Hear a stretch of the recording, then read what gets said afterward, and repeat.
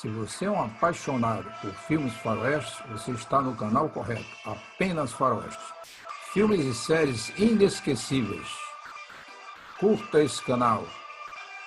Inscreva-se e participe do seu crescimento. Compartilhe nas suas redes sociais.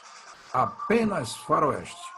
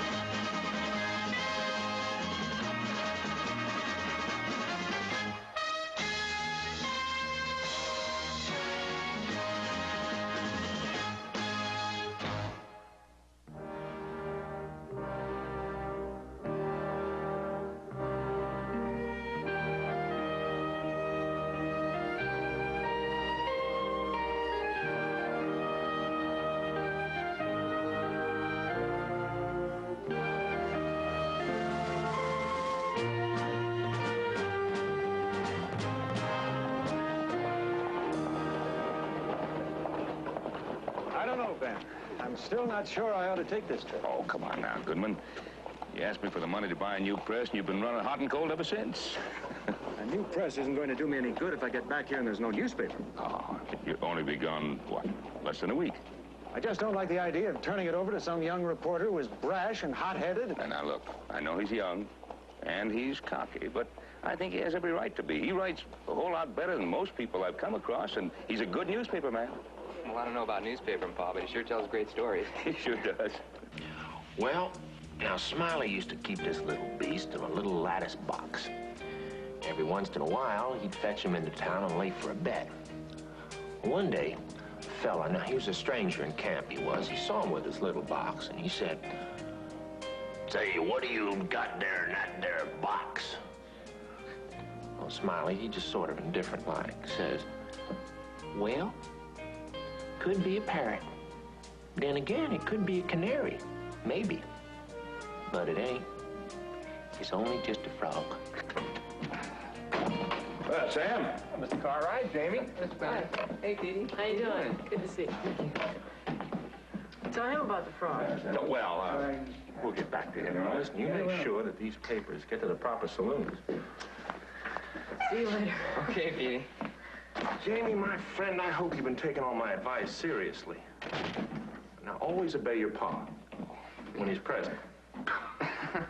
And always do right, because it amazes most people. Well, I try. Well, I got something to show you. What's that? How's it look? Pretty official? Samuel Clemens, editor pro tem. Yeah, that's pretty official. Kind of surprises me, though, Sam. Knowing you, I figured you'd be using much bigger type. Well, I guess I was born modest. Oh, yeah. Not all over, but in spots. But listen, why don't we celebrate on it? Why don't we have a drink? Yeah, I'll have a little short one. Yeah. Well, I only drink myself to prevent toothache. I never had one, but I don't want to take any chances. Hey, Campbell. Hey. How about running over to the Silver Dollar and bringing us back a bottle of whiskey? Oh. What will I use for... Oh, I'm sure Mr. Cartwright has the money handy. All right, Mr. Campbell, here. That ought to do it. I'll bring you back your change. Bring back the best whiskey. For Mr. Cartwright. Oh, naturally. Naturally. Sam, I sure appreciate your talent with the bottle. How you doing as an editor? Well, I think I'm doing all right, considering it's my first day. What's this? How to steal with government help. It's another one of your funny stories, Sam? About times somebody around these parts started asking questions of Mr. H V Prentiss, a distinguished government affair. It's kind of strange that in less than a year, 5 new graves have been added to the Virginia City Boot Hill. Some awfully good friends of Mr. Prentiss have filed rich claims. Sam Prentiss has been a respected member of this community for more than 20 years. And you're saying he's involved in claim jumping and murder? Well, involved is a kind of fancy word, but it covers it. Son, that can't be true. Just can't be true. Now, how could you print a story like this? Well, this will ruin Goodman. You better have the proof.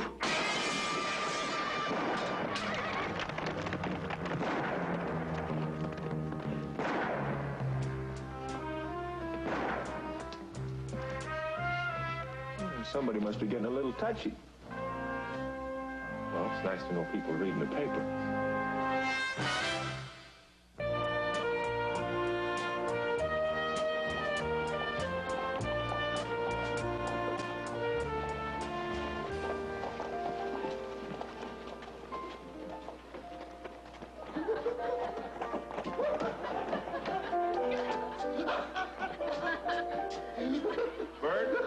Another round of drink. No, not for me. No, I don't object to abstinence in other people. Bert, hold Mr. Cartwright's drink. You know, Sam, that story you wrote for the Enterprise got this whole town turned upside down. Bert, maybe you ought to tell Mr. Cartwright about that. See, I used to have a cabin on Jackass Hill. He thinks there's some connection. Where did you get that information for this story? Right over there. The man standing at the bar was pretty upset about it. You know, sometimes drinking can be a big help. You're a lot more apt to get the truth out of a man in his cups than a sober citizen. How do you know this is the truth? Newspaper man has to have a nose for things like that, Mr. Cartwright. If he doesn't, he ought to buy himself a pick and shovel. Now, I was told he was a very reliable citizen. All right. Who is this reliable citizen? Never mind who. Anyway, he told me that an old miner staked out a claim right next to his. Seems this old geezer had struggled all the way through all the rat holes in the West, and he finally struck it rich. He got so excited he wrote his wife to come on with the kids. Then he went over to Mr. Prentiss at the assay office to register his claim. It's the last anybody ever saw of him. And a couple of days later, that same claim was filed in the name of a Mr. Jack McNabb. Jack McNabb? He's a dealer at the Lucky Nugget, and he works at all. A lot of other interesting claims this year, Mr. Cartwright. Billy Mulligan, Joe McGee, Hank Farmer, Jack Williams. Now, not one of those men would know gold if he ran across it in his own teeth. But it still doesn't implicate Prentiss. I did a lot more checking as a reporter.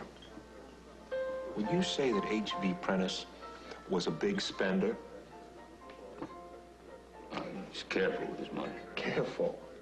Now, he's the man alive who can remember when he bought anybody a drink. And he just bought a brand new spread, and he paid for it in cash. I admit that does sound strange. I still think you should have real proof before you printed it in the paper. There are 5 unmarked graves in Virginia City Boot Hill, 1 for each claim. Now, how many more you want me to wait for? Sam, you owe me a responsibility. I guaranteed your job. Mr. Cartwright, I'm very grateful to you, but I don't tell you how to run the Ponderosa, because I wouldn't know one end of a calf from the other, and that's what you know about the newspaper business. Sam Clemens. I had no problem figuring out where to find you. Clem? Glad to see you, Sheriff. I'm glad you dropped by. You saved me a trip. I'd like to swear out a complaint against H V Prentiss, Jack McNabb, and Hank Farmer. For what? For destruction of the Territorial Enterprise Office. Intent to do bodily harm. I won't even bring up interfering with freedom of the press. But they didn't have anything to do with smashing up the newspaper office. Now, what makes you so sure of that? Because I just came from the people who did. Prentiss has a lot of friends in this town who are pretty upset with what you wrote about him. Good, decent citizens. Oh, decent, yeah. I use words, they use rocks. I've got a subpoena for you. Prentiss is suing you for libel.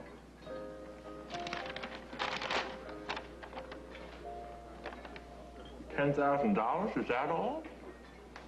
Well, I'll talk to Prentiss. I think I can straighten it out. There's no way we can straighten it out with him unless he signs a full confession. Now, don't look so worried. How can I lose to a darn fool who thinks I have $10,000? A libel suit of H V Prentiss versus the Nevada Territorial Enterprise and Samuel Clemens, editor, for $10,000 is now in session. It's going to take a long time to pay that off at $5 a week. Mr. Clemens, the Territorial Enterprise is also liable. Well, now we've got some visitors. The overnight miners. McNabb, Farmer, Mulligan, McGee, and Williams. They're a real American success story. Are the attorneys ready to proceed with the picking of a jury? We are, Your Honor. We are, Your Honor. Mr. Caldwell, are you acquainted with the defendant, Mr. Samuel Clemens? I know him. I met him when he first came to Virginia City. You know him well? No, not very well. Have you read the vicious, slanderous story? Objection. Slander has not been proved. Objection sustained. I'll rephrase it.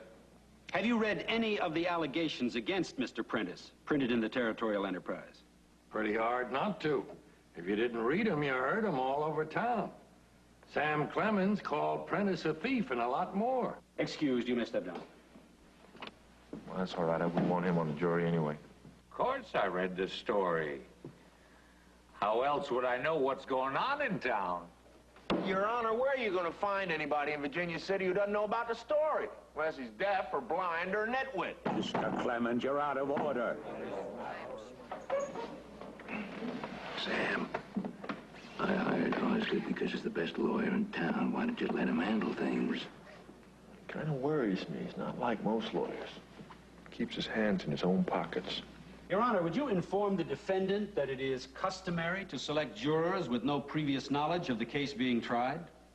Your Honor, the law says I'm entitled to a jury of my peers. That means people who can read. Mr. Clemens, I warn you. Either you confine your editorials to your newspaper, or I'll hold you in contempt. I'll tell you another thing. Mr. Clemens, now that's enough. Mr. Merrick, are you prepared to proceed with the case? I am, Your Honor. I would like to call Mr. Samuel Clemens to the stand, please.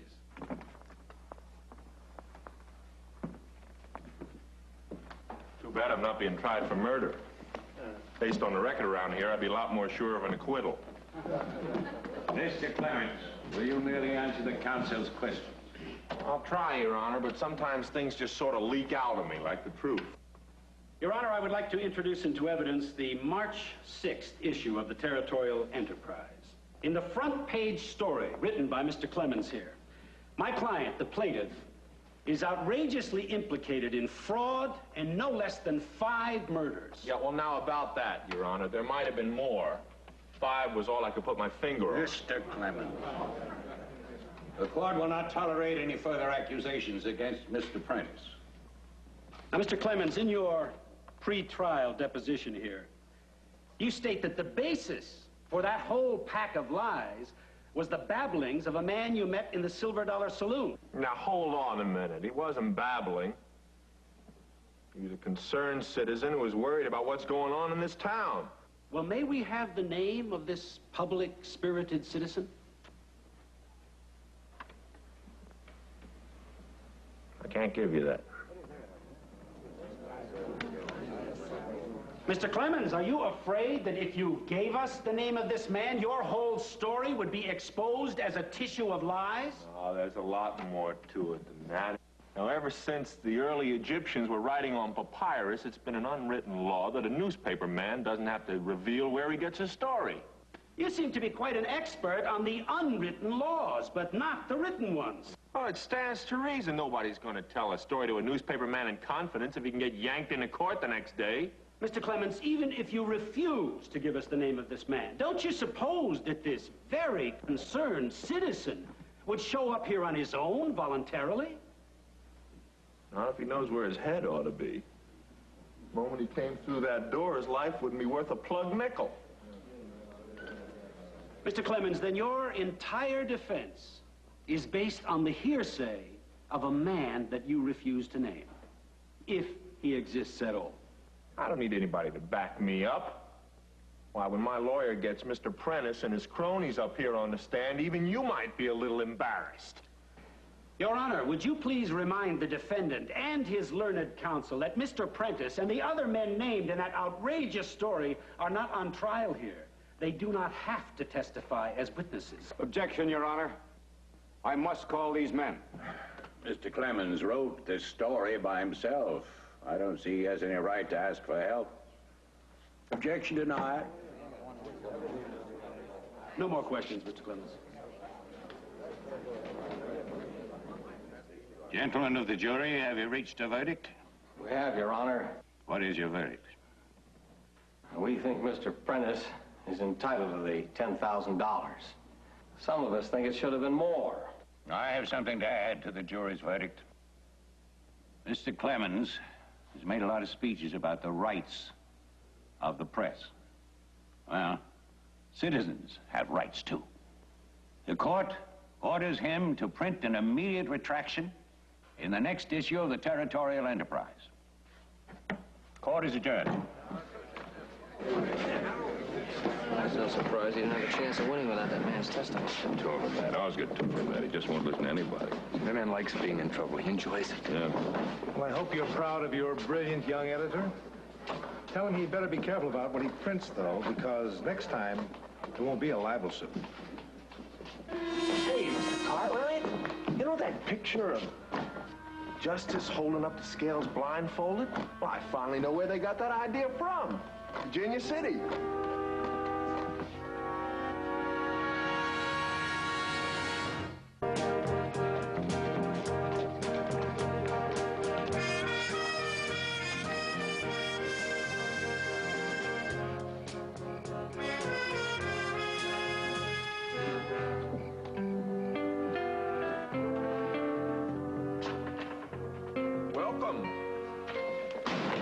Have a drink to celebrate the wisdom of the courts. No, thank you. Well, all right. I'll save it for a man who appreciates good whiskey. I assume you've been in touch with Mr. Goodman. Well, I think he was entitled to know. I sent him a wire. I hope you apologized for your strange selection of editors. I hope you explained to him that the good seed went wrong despite all your tender ministrations.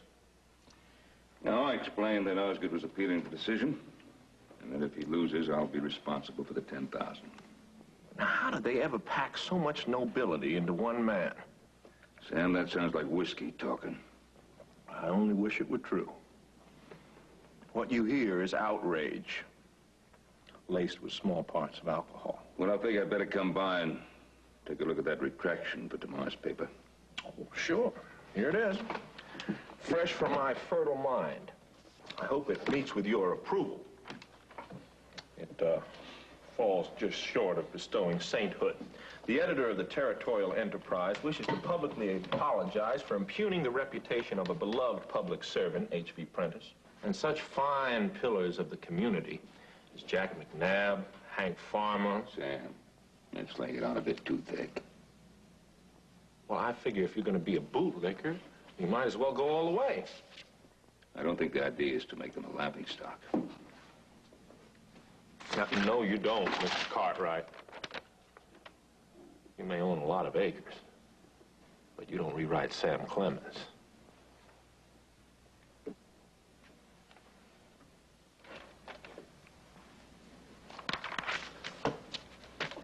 The editor of the Territorial Enterprise apologizes for bringing unjust allegations against H V Prentiss, the government assailant, and such citizens as Jack McNabb, Hank Farmer, Joe McGee, Billy Mulligan, Jack Williams. We hope they will accept this apology without rancor.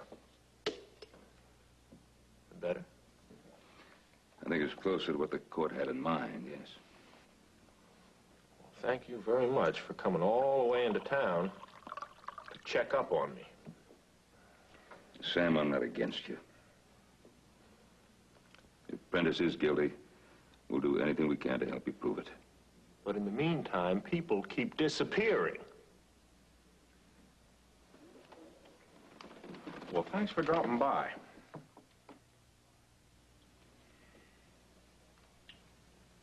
I'll see you tomorrow. Sure, you keep that watchful eye.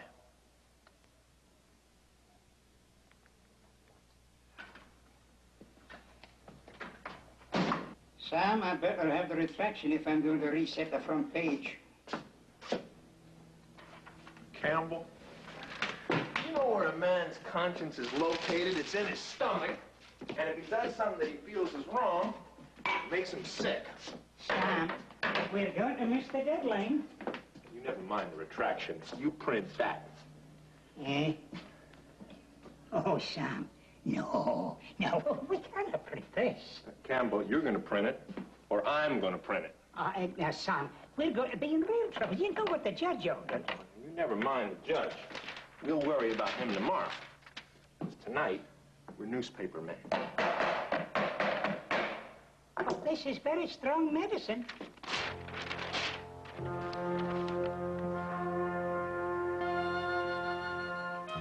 A good dose of truth really settles a man's stomach.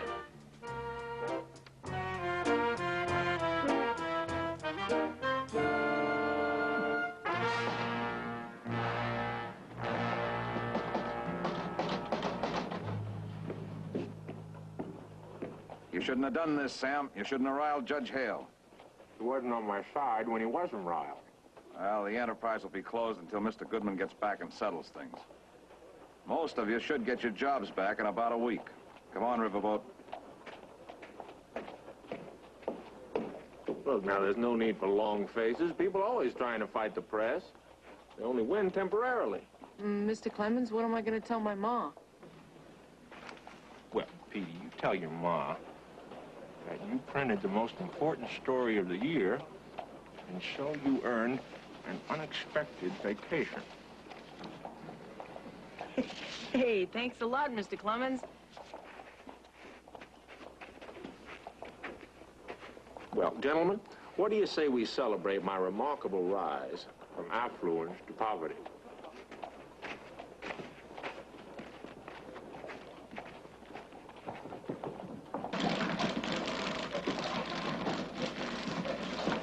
Morning, Bert.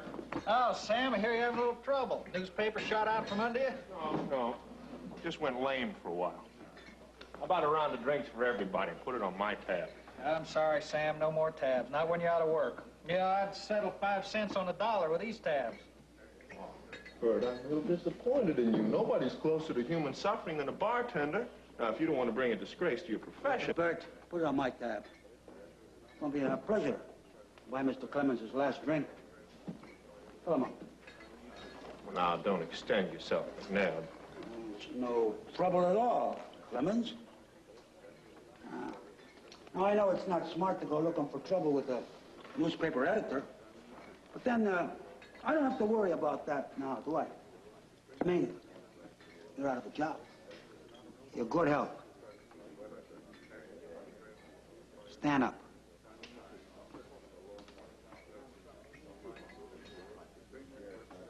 Stand up like a man.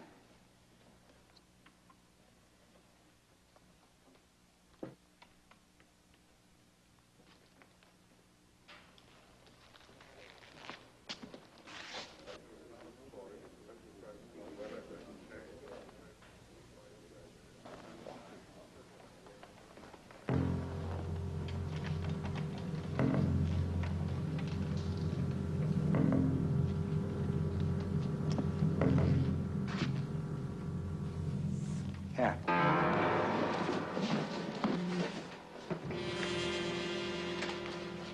Let's see you shoot that. Like the way you've been shooting off your mouth. You got about 3 seconds. You got longer than that. Now, if you got some beef, why don't you take it up with the sheriff legally? Still protecting your bright little boy, huh?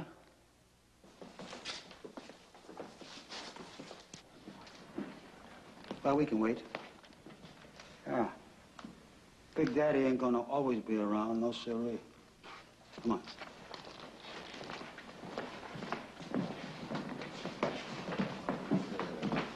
Well, I'm sure I'm glad you dropped by, Mr. Cartwright.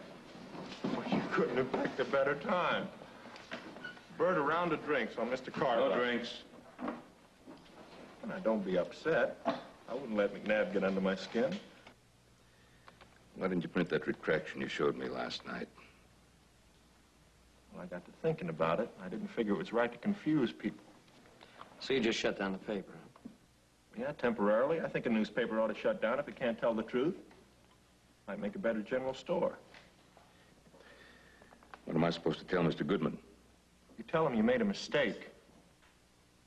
You thought running a newspaper was kind of like a pink tea party. You step on somebody's toes with a story, you're supposed to curtsy and say, I'm sorry. I didn't say you were wrong. I just asked you to wait. And in the meantime, I'm supposed to glorify Prentiss and a pack of killers? Now, I couldn't do that when I was a printer's devil. I'm sorry if I've endangered the Cartwright position as a sacred cow in this community, but if you don't like it, you should have gotten yourself another editor. One who can write about the birth of a foal on the Ponderosa. That way you wouldn't have any trouble at all. Very funny. Well, these gentlemen don't seem to understand newspapermen. Why don't we have a drink with somebody who does?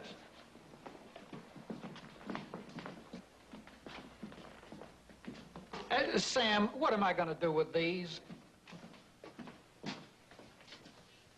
Bert, you save them for a better day.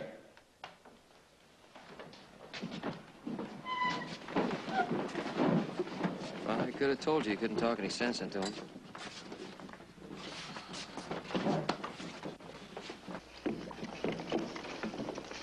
Well, we sure could buy a lot of cattle with all that money. Boys, I'd like you to follow Sam. Keep an eye on him. Why? What for?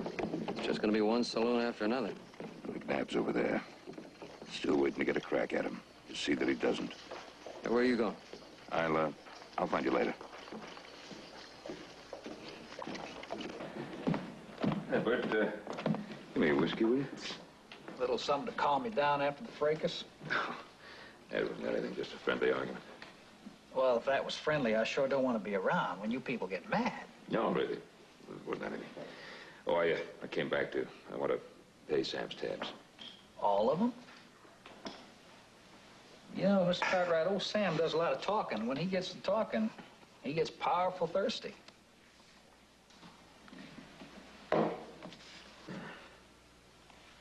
$15, $17. All these big parties? Well, no, not all of them. Some of them are for two people. That one for $17, that goes back Thursday or Friday, I think. Old Sam stood there, talked for hours with this miner. That fella seemed real upset about something. You recall who it was? No, I don't think I'd remember. Sound like Hodges. Oh, now I remember. It was Hutchins. Dan Hutchins was his name. Dan Hutchins. Totally up, will you? Oh, I got the total exactly. It's $78.25. Sam always adds 10% for the tip. All right. Here. Here, that should cover everything. Thank you, Mr. Cartwright. I sure hope this is worth it to you. I think it is.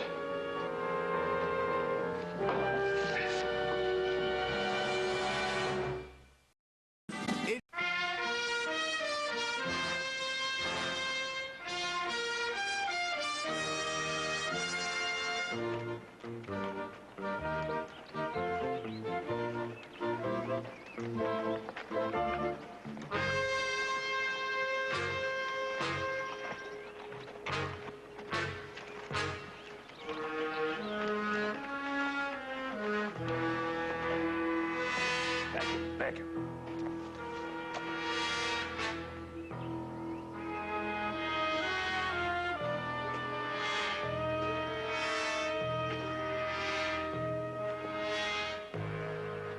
Dan? Dan Hutchins?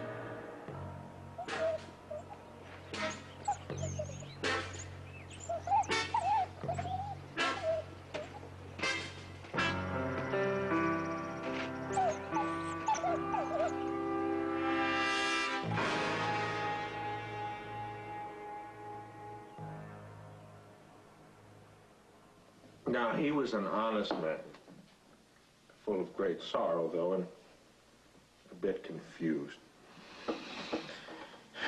You see, he was from Arkansas. And as everybody knows, his whole state was destroyed by mosquitoes.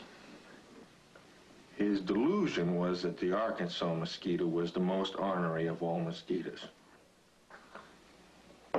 He's ornery, but he isn't nearly as ornery as a Lake Province mosquito. I know one of my best friends who never lies told me. 2 Lake Province mosquitoes can whip a dog. 4 of them can hold a man down. They'll kill him if he doesn't scream for help soon enough. They butcher him, is the phrase my friend used. He told me he'd seen him try to vote. Well, I admit it did put a little strain on my imagination. He did modify it a bit. He said that he wasn't exactly sure of the particulars, but he was sure. He was sure that he'd seen them around the polls a few times, canvassing. A pilot, a riverboat pilot, once told me a story. I know it's true, because he never lied to me. I think we're getting back to the alligator. He could never manage to go down the river without running on an alligator. He used to be able to steer right to the best alligator water and slide right on through. Without ever hitting an alligator, he seldom even woke one up. $1,000 a month. They paid that man $1,500. He got a raise. It was worth it.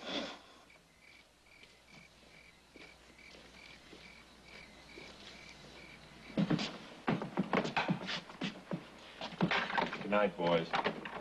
Enjoyed your company. Not as much as 2 rattlers. Like all good Americans, I reserve the right to pick my own sleeping partners.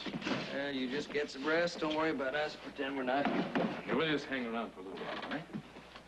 Look, I don't need your protection. Besides, nobody's come near me except you 2. That's the way Pa wants it. Well, I talked myself blue in the face to get Pa to listen, and now suddenly Pa decides he's all worried about me. Well, I don't need his help. You get a good night's sleep, you'll feel a lot better in the morning. There are a few things harder to put up with than the annoyance of a good example. See, people are complaining. You're probably keeping them all awake.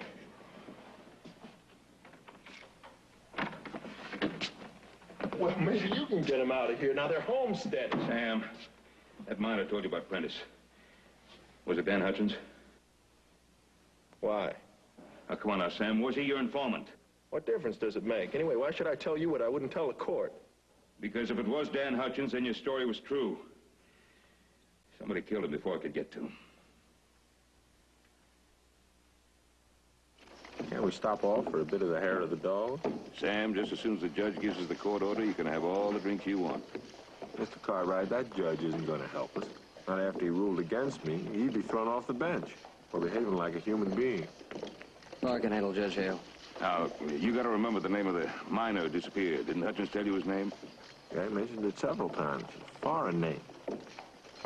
What is it? Well, a drink had jogged my wits. Well, just a minute now. Come on, this way. Is it a French name? Or Italian? No, it's nothing like that. Started with a B. That's it. Jan Boros. You sure?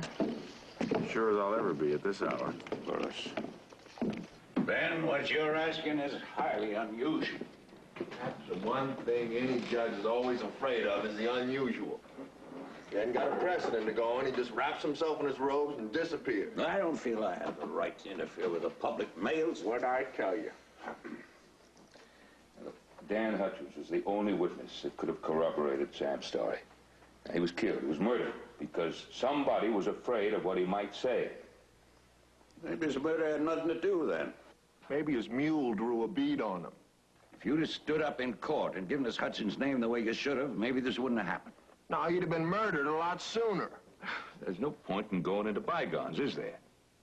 All we're asking for is a court order to go through the unclaimed letters at the post office. It's the only way we can prove that a miner by the name of Jan Boros disappeared. What makes you so sure there's a letter? Well, Dan Hutchins told Sam that Boris, when he made his rich strike, wrote a letter to his wife saying that he was going to send for her and for the kids. Now, the odds are she'd have written them back. That letter's probably just sitting there waiting. You'll do anything to back up Sam. There's murder and claim jumping involved. All right, Ben. I'll make a deal with you. Your lawyer's appealing my decision. That's not going to make me look good in Carson City. I'll give you the court order. But if you don't find that letter, you drop the appeal. Well, if we don't find any real evidence, you got yourself a deal. Good thing you came when you did, Mr. Cartwright. We were going to send a lot of this stuff back. We don't keep anything over 6 months. Here's the last of them. Thank you. You got anything? Well, there's nothing near even close to, Boros. Are you sure you got that name right? Yeah, that's the right name. If it was Jones or Thompson, I got a fistful of those. Well, nothing here. Thanks for letting us waste your time. Thank you.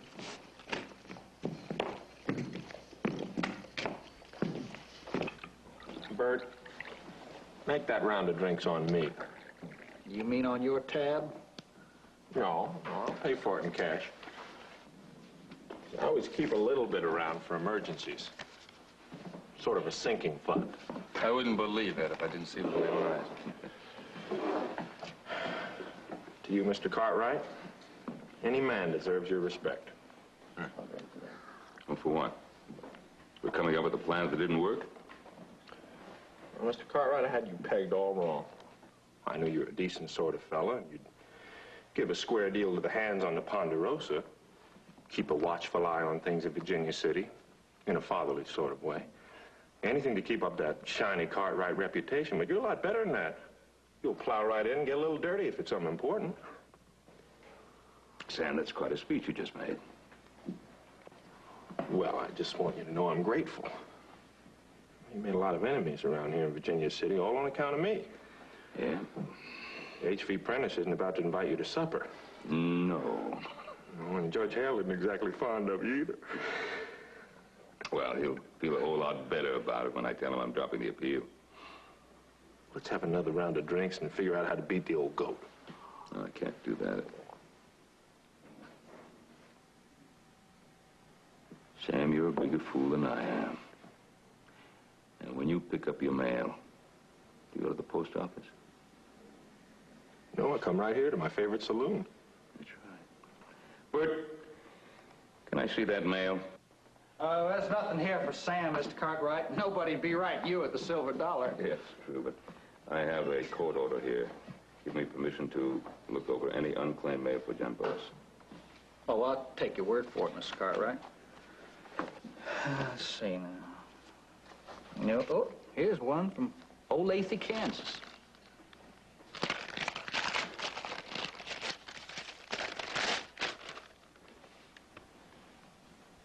Jan, my dearest, it was wonderful to read the good news. The children are very excited. They tell everyone their father has found the richest mine in the state of Nevada. Jimmy had a cold. It's taken a long time, but I never gave up hope. You were wearing my wedding band, and I knew it would bring good luck.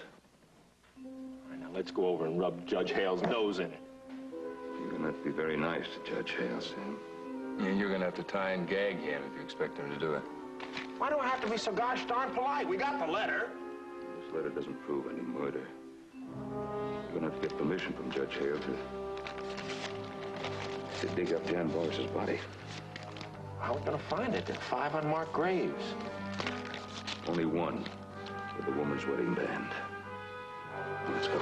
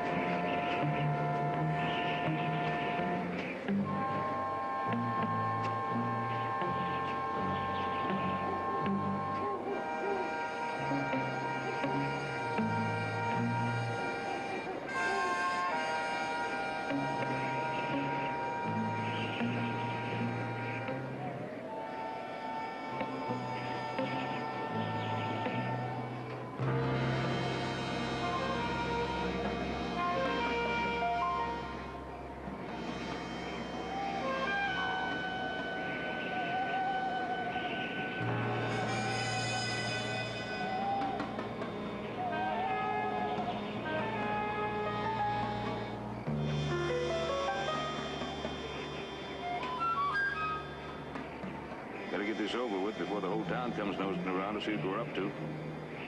Can't make it too fast for me. Where do you want to start? Your guess is as good as mine. Open up that one, boys. There's nothing to be afraid of. Ben, I think this is a waste of time. If he was wearing the ring like she said, they'd have taken it off of him if it was worth anything. I doubt it was worth very much.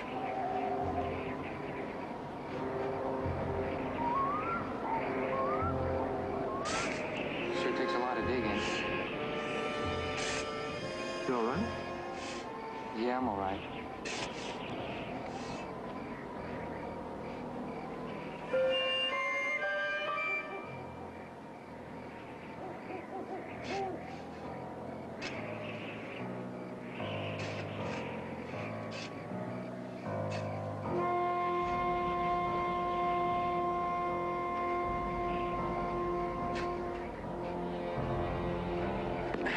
Let me have that.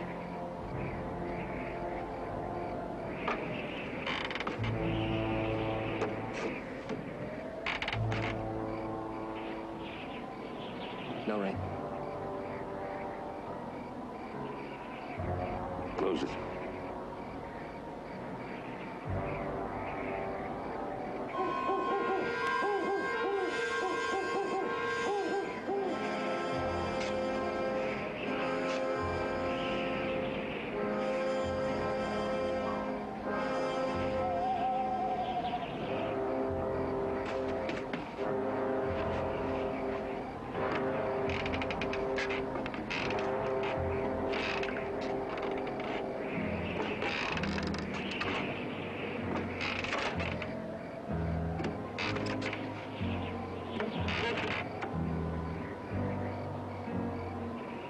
Wrong again. No ring. This could be a bad idea. We're not through yet. All right, come on, boys, keep moving.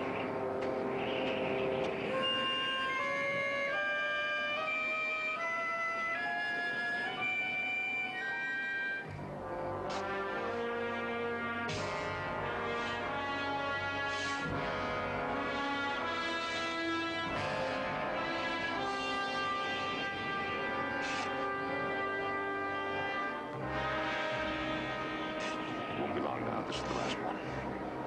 Don't worry about me, Pa. I'm fine. Kid's real brave, or he's a great liar.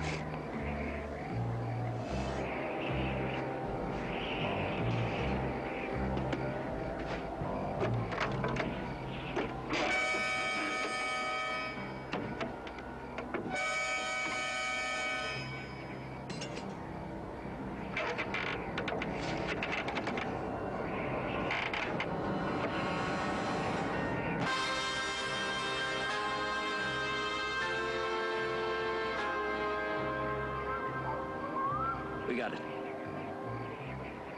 That's all we need. Close it.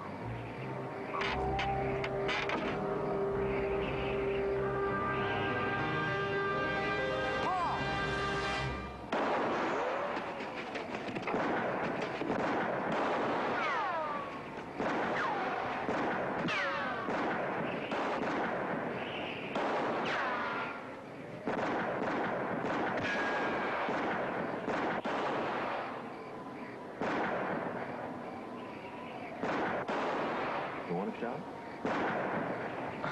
No, thanks.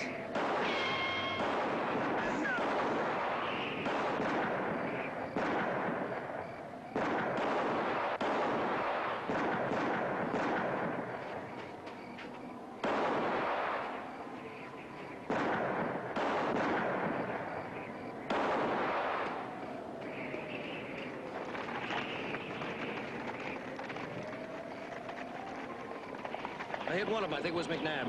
He's hurt bad enough he shouldn't be hard to find. Sonny, fill up those graves.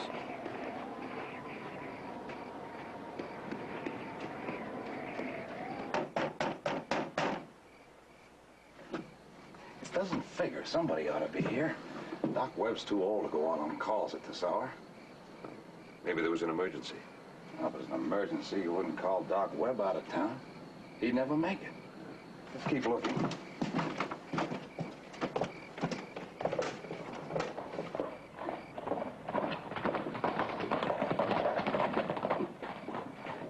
McNabb's not over at Doc Baldwin's.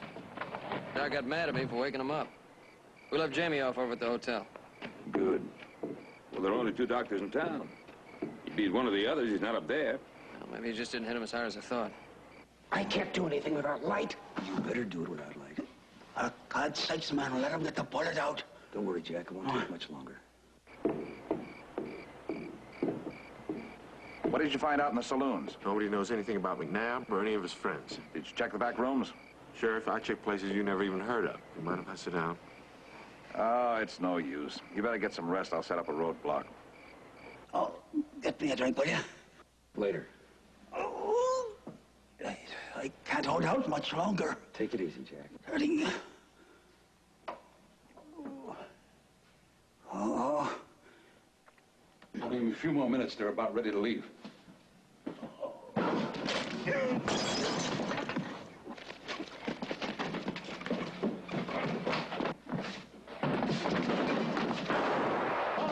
There. You all right, Doc? I'm all right. On your feet. Come on.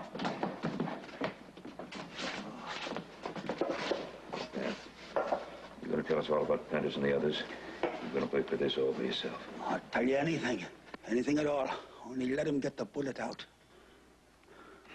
All we have to do now is round up Mr. Prentiss. I'll let you take care of this. I've got things to do.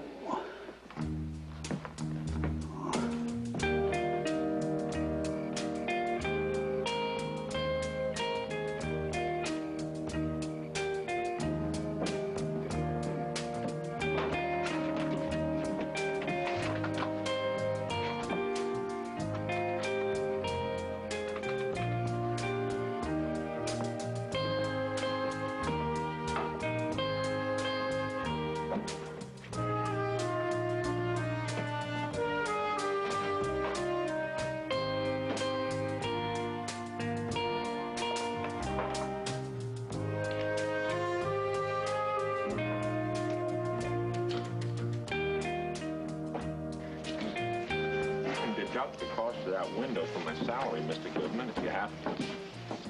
Sam, I think the window was worth it. You're sure you won't stay with the Enterprise? Can't be a general, then be demoted back into the ranks. Thanks, Mr. Cartwright. It's been nice knowing you. Even if I did raise your blood pressure a little. Sam, what are you going to do? Well, I guess I'll poke my nose into other people's business, like I always do. Then I'll write about it, and maybe somebody will be interested. Well, I'll see you. Hey, where's your bags? I'll give you a hand with them. No, I always travel light. Most people think I'm smoking too much, but I'm just moving. Take care. Amy, I almost forgot. I have a story for you. I haven't got time to tell it to you, but maybe you'll take this. Thanks, Mr. Clemens. The celebrated jumping frog of Calaveras County. Well, this isn't your story. It says it's by Mark Twain. Well, a writer has to have a lot of names, so we'll be protected. Better get going. I'll see you.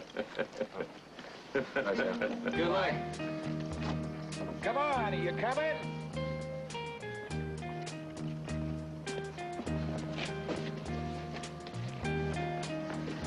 Bye, Sam. What?